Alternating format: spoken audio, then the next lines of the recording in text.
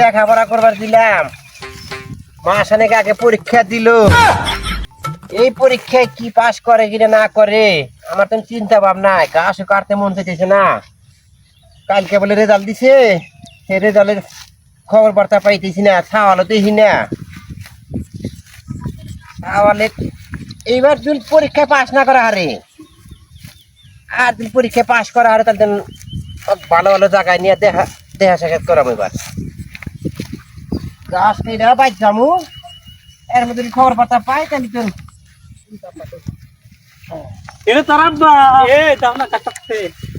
বাবা কি করো এনে?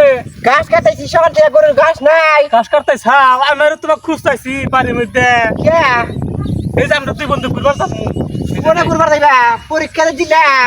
পরীক্ষার রেজাল্টের ফলাফল কি? ওই যে তুমি যখন কইছিল না পরীক্ষা দেওয়ার সময় হ্যাঁ যে তুই যে পরীক্ষা পাস করো, হ্যাঁ হ্যাঁ তো আমরা বিভিন্ন রাষ্ট্রের না ঘুরবার যাবো। হ্যাঁ, হ্যাঁ। কইছিলাম না, মনে আছে কি? মনে আছে। তাতে কি রেজাল্ট ভালো হয়েছে? এই কমু ওই যে আমরা দুধ চাইছি ঘুরবার নাকি তোমার আমি খুব কষ্ট করে লেখাপড়া করাইছি, হ্যাঁ আমি রেজাল্ট ভালো পাইলি আমি খুশি।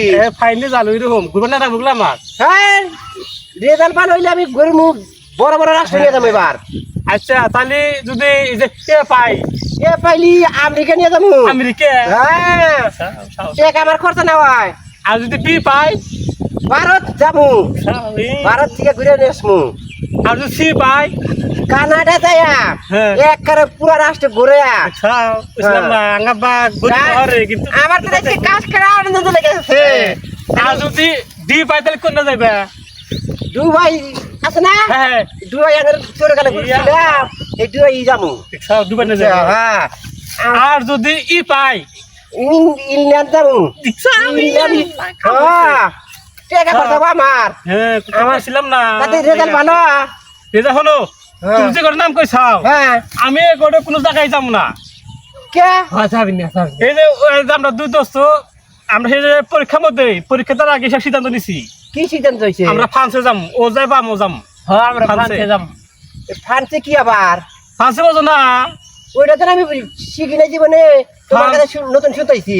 ফ্রান্স হলো এফ, আমরা দুই বন্ধু এফ পাইছি, আমরা যেন ফ্রান্সে যাম। এফ মানে ফের ফেল।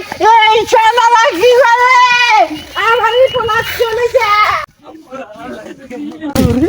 বাইরে শালার কপাল রে, আমার বাড়ির পাশে বেরের ফাল এ প্লাস পাইছে, আর আমার ছেলে ভালো মন্দ খিলা এত কষ্ট করে লেখাপড়া দি সারা বাজারে ফেল গেছে। আইসা আমার কাছে কয়, আমার যে মাথায় এখন কি খেলতেছি না না করতেছি আমি এখন ভালো লাগে না। ও কি জন্য পড়াইলাম আমি? আমার ক্ষেত্রে সব আমি বিক্রি করে এলাম। আমি এর দেশে থাকবো না। ছেলে তুই থাক, এত কষ্ট করে লেখাপড়া করা, তুই ছেলে আমি বাড়িতে দেখি ওই